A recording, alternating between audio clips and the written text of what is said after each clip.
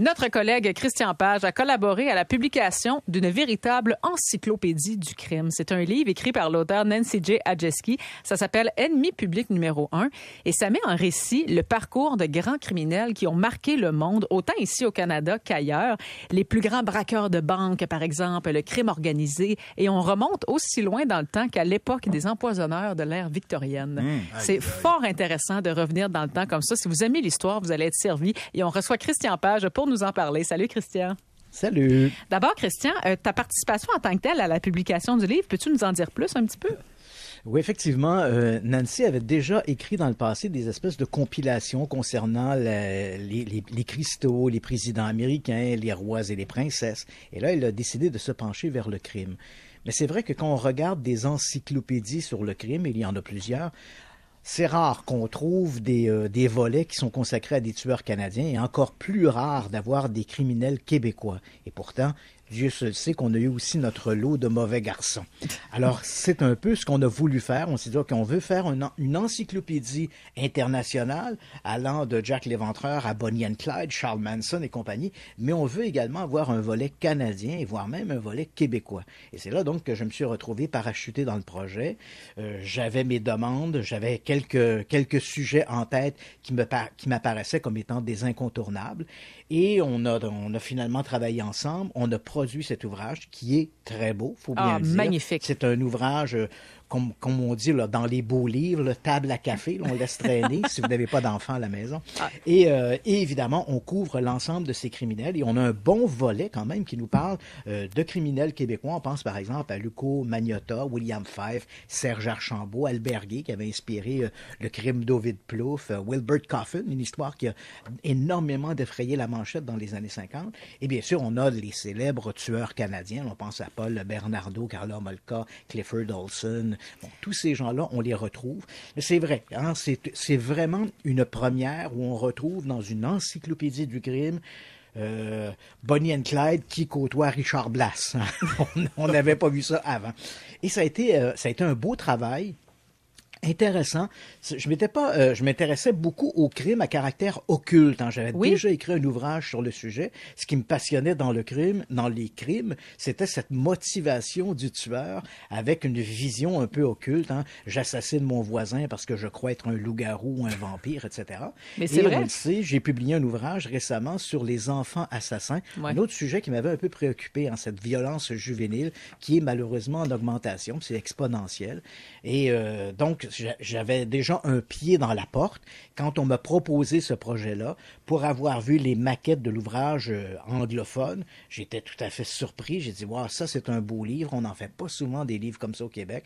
Et donc, j'ai décidé d'y participer. Le résultat est tout à fait extraordinaire. Ah, puis c'est un beau livre en passant, je veux dire. Là, c'est un mélange de textes avec de véritables images qui proviennent des couvertures médiatiques de l'époque. Alors, c'est très, très bien illustré. Christian? D'ailleurs, c'est bien. Je viens de dire, Elisabeth, il faut quand même le souligner. Hein, quand j'ai écrit cet ouvrage-là, c'était pas facile. J'étais malade et j'ai eu beaucoup l'appui des gens du Journal de Montréal.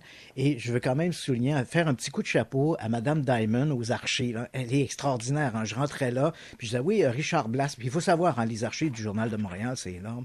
Je rentrais là, je disais à Mme Diamond, oui, Richard Blass. Et là, elle me disait, ah oui, c'est la rangée 18, troisième carton sur la 8e tablette. C'était fabuleux.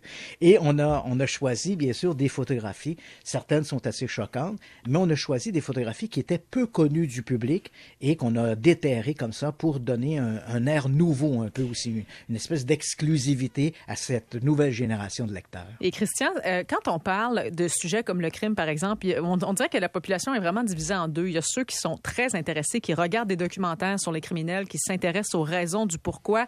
Et tu as l'autre partie de la population qui dit il faut pas en parler, c'est donner de l'importance à ces criminels-là, finalement. Qu'est-ce que tu réponds à ces gens-là qui pensent qu'on ne devrait pas, justement, parler de ces grands criminels-là?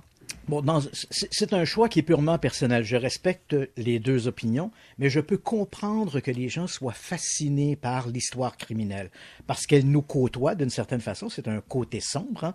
Je veux dire, si on vit dans des grandes métropoles, on ne peut pas être à l'abri de l'idée que le monde interlope et là, il intervient à plusieurs niveaux dans les coulisses. Donc, il faut être conscient de ça. Et malheureusement, l'actualité criminelle, elle nous fascine parce que dans bien des cas, on est parachuté dans des récits pour lesquels on est incapable de trouver une justification.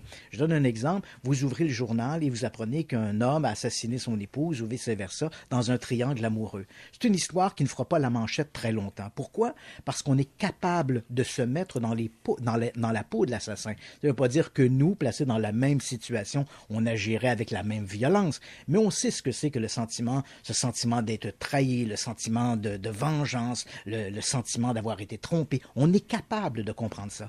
Mais quand on lit une histoire comme celle de Luco Rocco Magnotta, qui invite un individu chez lui, le découpe en morceaux, en mange des parties, là, on est incapable de comprendre ça. On a l'impression de lire un récit comme si ça venait d'une autre planète.